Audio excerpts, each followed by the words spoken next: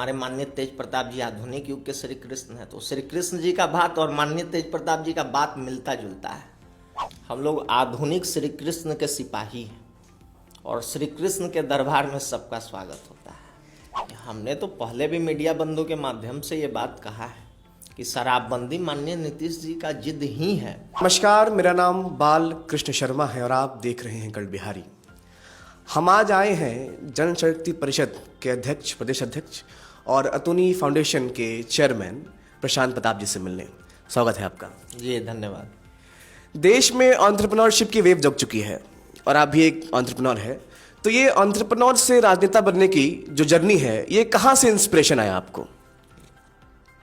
देखिए, मैं उद्यमिता के क्षेत्र में भी जो आया था 2013 में, तो हमारा लक्ष्य यही था, उद्देश्य यही था कि बिहार में जो बेरोजगारी के कारण पलायन की स्थिति है, तो रोजगार का सृजन, क्योंकि उद्यमिता के क्षेत्र में आने का मकसद खुद को बांधना नहीं, खुद को स्वतंत्र करना, एक सेल्फ डिपेंडेंट बनना, उसके साथ साथ बिहार के युवाओं को रोजगार देना भी मेरा मकसद था, क्योंकि शुरू से रोजगार प्राप्त करने की इच्छा हमने नहीं रखा।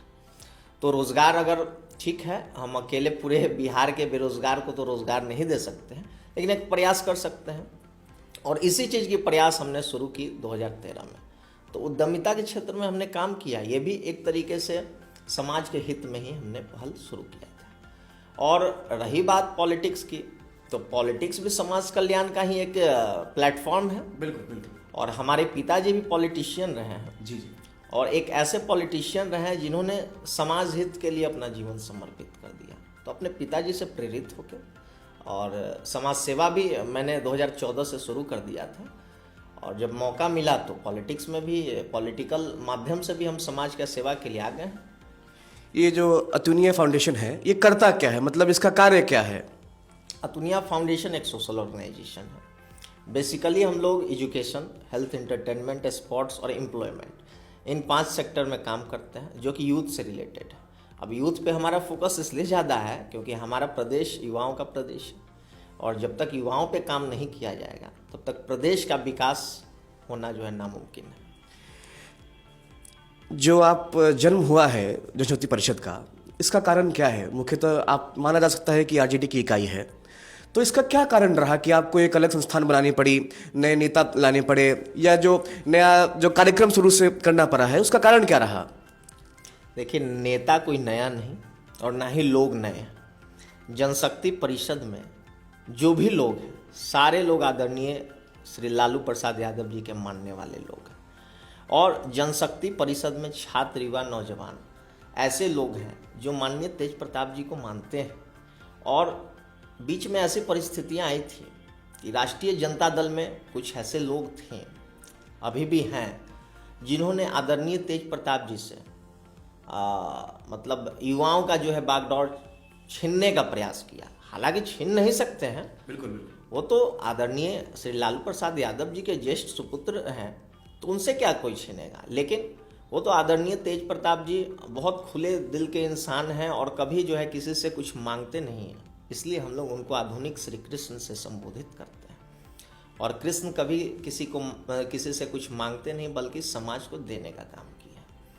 तो माननीय श्री तेज प्रताप यादव जी ने 5 सितंबर 2021 को छात्र, युवा और समाज के हित में जनशक्ति परिषद का जो है कि शुरुआत किया। उस समय इसका नाम छात्र जनशक्ति परिषद था, और अब जब इसका विस्तार पूरे बिहार में, यूपी में, वेस्ट बंगाल में, झारखंड में हो गया, और जनशक्ति परिषद और माननीय तेज प्रताप जी के प्रति लोगों का जो आस्था दिखा, क्योंकि माननीय तेज प्रताप जी आदरणीय श्री लालू प्रसाद यादव जी के पद चिन्हों पे चलते हैं, और उन्हीं का जो है अंश इनमें दिखता है लोगों को, और उन्हीं के तरीके से एकदम जो है कि काम करने का जज्बा रखते हैं। तो लोगों का जिस तरीके से आस्था दिखा, तो छात्र जनशक्ति परिषद अब बड़े प्रारूप में आ गई है।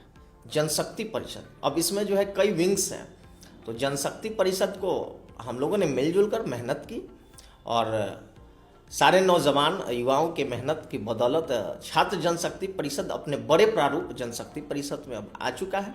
बिहार समेत उत्तर प्रदेश, वेस्ट बंगाल, झारखंड में जनशक्ति परिषद जो है कि चल रहा है। और इसको हम लोग मतलब जल्द ही पूरे देश में जो है इसको विस्तार करेंगे। आने वाले दिनों में आपका क्या विज़न क्या है कि आप एक पॉलिटिकल पार्टी बनाएं, उसे नेता खड़ा करें, एक राजकीय पार्टी बनाएं, फिर राष्ट्रीय पार्टी बनाएं, मतलब क्या ऐसी सोच है? और अगर ऐसी सोच है तो क्या उससे आरजेडी को नुकसान नहीं पहुंचेगा जो आपकी अपनी ही पार्टी है?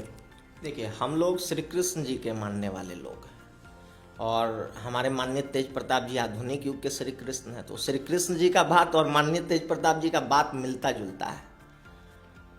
और हमारे माननीय तेज प्रताप जी कहते हैं कि इंसान को जो है कर्म करना चाहिए, संघर्ष करना चाहिए, और श्री कृष्ण जी भी यही कहा करते थे। तो हम लोग कर्म करने के लिए आए हैं, समाज का कल्याण में अपनी मतलब भूमिका सुनिश्चित करने आए हैं, अपना योगदान देने आए हैं।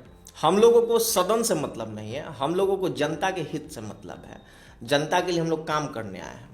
और जरूरी नहीं कि राजनीति में आने का मकसद विधानसभा या लोकसभा जाना ही है, हम लोग जनहित के मुद्दों पे काम करने आए हैं और काम कर रहे हैं। रही बात राष्ट्रीय जनता दल की, तो राष्ट्रीय जनता दल के राष्ट्रीय अध्यक्ष माननीय श्री लालू प्रसाद यादव जी हैं और उनके ज्येष्ठ सुपुत्र माननीय श्री तेज प्रताप यादव जी हैं।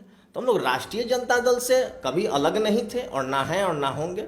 हम लोग हमेशा से लालू जी के ही विचारों पे काम करने का प्रयास किए और करेंगे आगे। तो हम लोग जब लालू जी के विचारों को फैला रहे हैं तो राष्ट्रीय जनता दल को क्षति पहुंचाने के बारे में ना मैं और ना हमारी पूरी जनशक्ति परिषद, ना हमारे राष्ट्रीय अध्यक्ष जी कभी नहीं सोचते हैं।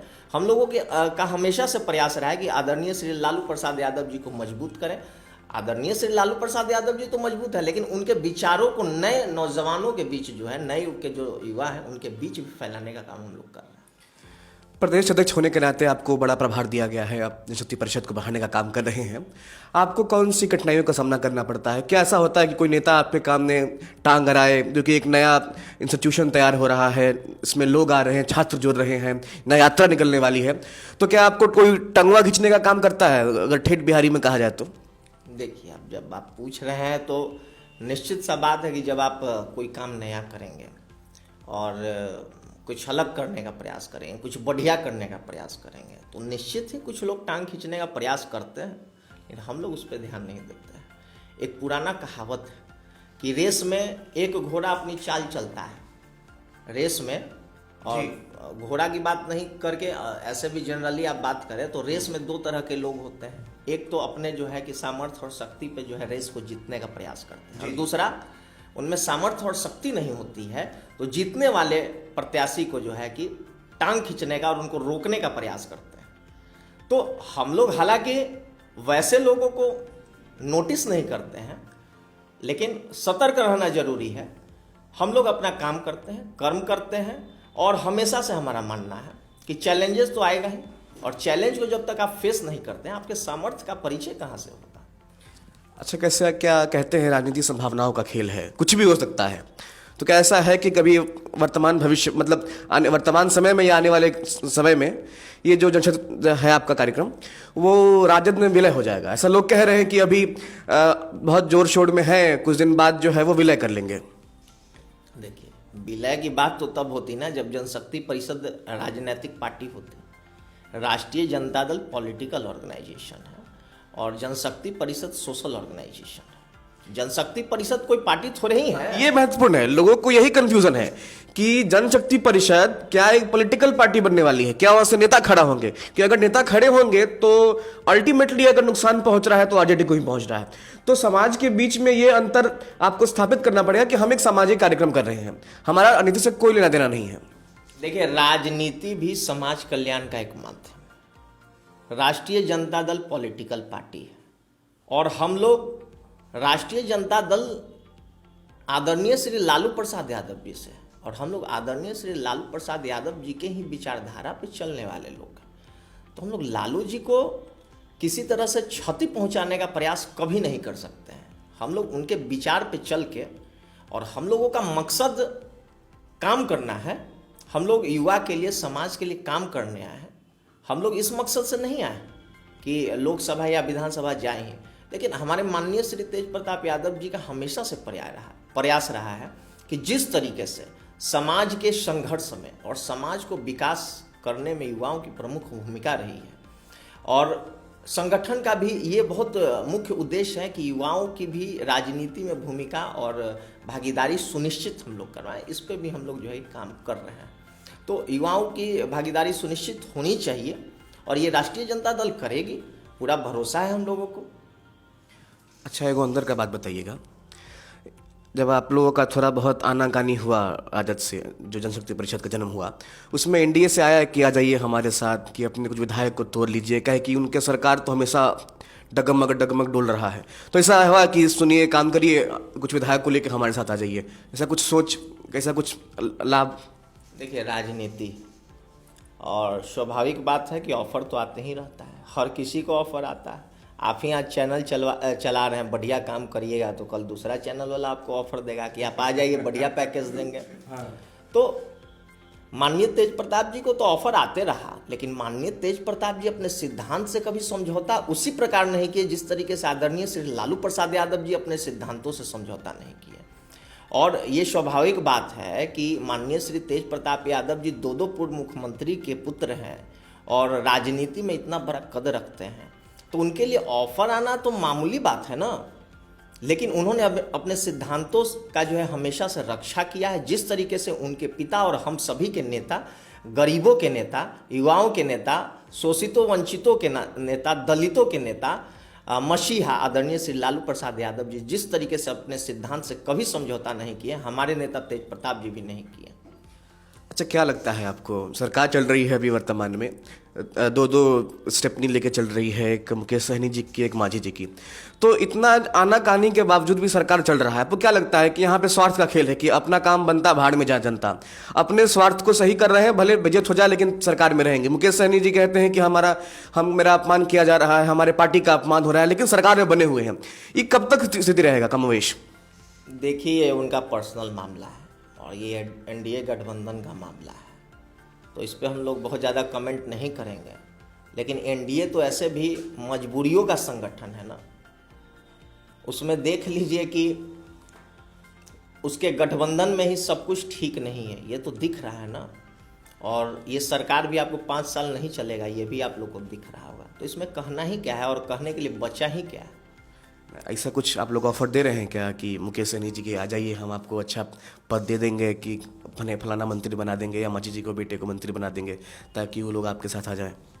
हम लोग आधुनिक श्री कृष्ण के सिपाही हैं और श्री कृष्ण के दरबार में सबका स्वागत होता है। चलिए, ये तो आप बड़ी बात कह दिए, एक बहुत ही ब्रेकिंग खबर दे दी कि आप लोग अभी भी जो है वो ऑफर दे रहे हैं उन लोगों की, आप आइए हमारे साथ सरकार बनाइए।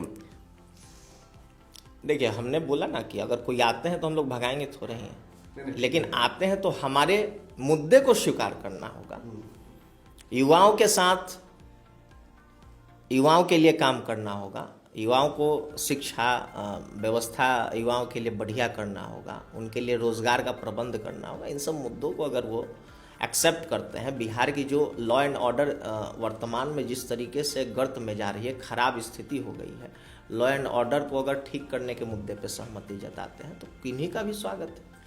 लॉ एंड ऑर्डर का बात कहा आपने, अभी जो शराबबंदी का कानून चल रहा है, लोग परेशान हो रहे हैं इससे, किसी भी व्यक्ति को कहीं भी खड़ा कर दिया जा रहा है, उनकी तलाशी ली जा रही है। तो ये क्या लगता है कि शराबबंदी जो कानून है वो नीतीश कुमार जी का अहम है, जिद है कि हम ले लिए हैं फैसला तो अब निभाएंगे ही। आपकी क्या व्यक्तिगत राय है, क्या शराबबंदी हटनी चाहिए? हमने तो पहले भी मीडिया बंधु के माध्यम से ये बात कहा है कि शराबबंदी माननीय नीतीश जी का जिद ही है, क्योंकि वर्षों से वो प्रयास कर रहे हैं और शराबबंदी सफल नहीं है। तो इस पे उन लोगों को उनको एक्सेप्ट कर लेना चाहिए कि जो ये मेरा जिद है ये बेकार है, क्योंकि उनके जिद के कारण सरकारी संसाधनों का दुरुपयोग हो रहा है।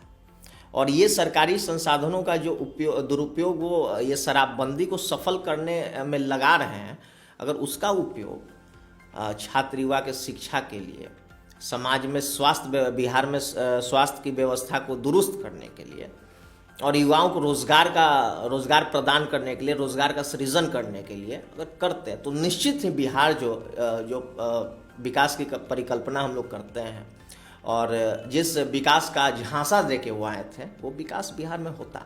लेकिन बिहार में विकास का झांसा देके माननीय नीतीश जी ने बिहार को बर्बाद करके रख दिया है।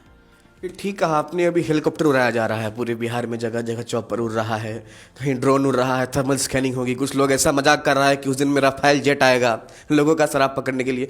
तो ये जो व्यर्थ हो रहा है संसाधन, ये क्या मतलब, कहाँ इस जनता का पैसा है? तो क्या चाहिए नीतीश कुमार को? क्या शराबबंदी, क्या राजद इस बात से या जनशक्ति परिषद इस बात पर समर्थन देगी सदन में कि अगर प्रस्ताव लाते हैं हटाने को तो आप लोग समर्थन देंगे? हमारी बात तो छोड़िए, न्यायालय जिसकी बात सब लोग करते हैं, हाई कोर्ट से लेकर सुप्रीम कोर्ट तक इस मुद्दे पे बोल चुकी है कि आपके इस जिद के कारण न्यायालय भी परेशान है और जेल में भी बेमतलब के कैदी भरे हुए हैं और सरकारी संसाधनों का दुरुपयोग हो रहा है। तो जब न्यायालय कह दिया तो निश्चित सी बात है कि ये बात सत्य है। चलिए, आखिरी प्रश्न आपसे कि एक उद्यमी होने के नाते आप राजनीति भी करते हैं, कहाँ समय निकाल पाते हैं इन दोनों बीच में? ये कैसे बैठता है? निकालना पड़ता है, समय तो निकालना पड़ता है ना। आप किसी बेरोजगार से भी पूछिएगा तो जो काम करने वाले नहीं होंगे लोग तो बोलेंगे कि मेरे पास समय नहीं है, लेकिन समय निकालना पड़ता है। सबको 24 घंटा ही ईश्वर ने दिया है, लेकिन उसी 24 घंटे को 50 घंटा की तरह हम लोग काम करते हैं। चलिए, बहुत बहुत धन्यवाद, आपने समय दिया हमें। आप देख रहे थे प्रशांत यादव जी को, जो जनशक्ति परिषद के प्रदेश अध्यक्ष हैं, और आप हमें देख पा रहे हैं कल बिहारी पर। देखते रहिए। नमस्कार।